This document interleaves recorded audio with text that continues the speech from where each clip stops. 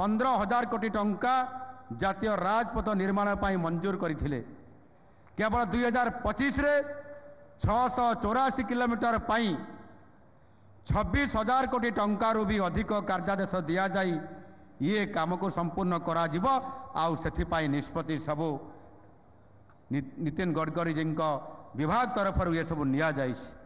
आज उद्घाटित होबाकू जाउथबा जो प्रोजेक्ट गुडी को आज उद्घाटित करा जिवा पाई एवं श्री गणेश श्रीयान्यास करिया पाई जो कार्यक्रम गुडी को आज हेइची से गुडी को भितर प्रथम होची आमर तालचेर रु कामाख्यानगर पर्यंत 4 लेन रो ये प्रकल्प ता भितर अछि। मोट 41 किलोमीटर लंबा ये रास्तार 800 कोटी टंका खर्च होइछि। यही रास्ता डुबुरी एवं तालचेर भली प्रमुख शिल्प क्षेत्र गुडी को ये संजोग करुछि। यही रास्ता परजंग एवं कामाख्यानगर पाई निर्मित बाईपास जो ट्राफिक ह्रास पाई एवं स्थानीय यातायात पूर्व अपेक्षा अधिक सुलभ होइछि।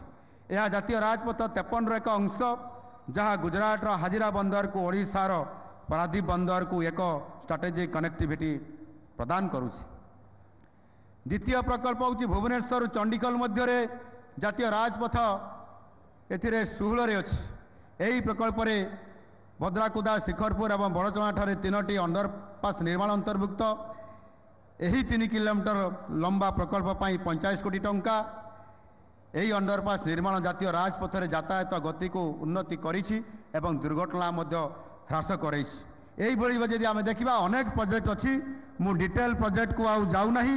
आज जो अंडर बाईपास एवं किछि बाईपास ये समस्त प्रकल्प गुड़िक जहाँ आज ये कार्यक्रम करा जाउछि एवं एथिरे बरगढ़ जिलार झारसुगुड़ जिला मध्य थिबा महानदी उपरे सेतु, कलाहांडी जिलार तेल नदी उपरे 2टी सेतु, हाथी नदी उपरे आउ गोटे सेतु, बलांगीर जिलार टिटलागढ़ सहर पाई एक बाईपास, कलाहांडी जिलार धर्मगढ़ सहर पाई आउ एक बाईपास, जातीय राजपथ 26 रे रेत नदी उपरे एक सेतु एवं सागरा नदी उपरे एक सेतु मध्य यही भली भाव में अनेक प्रकल्प गुड़िक एथिरे सामिल अछंती।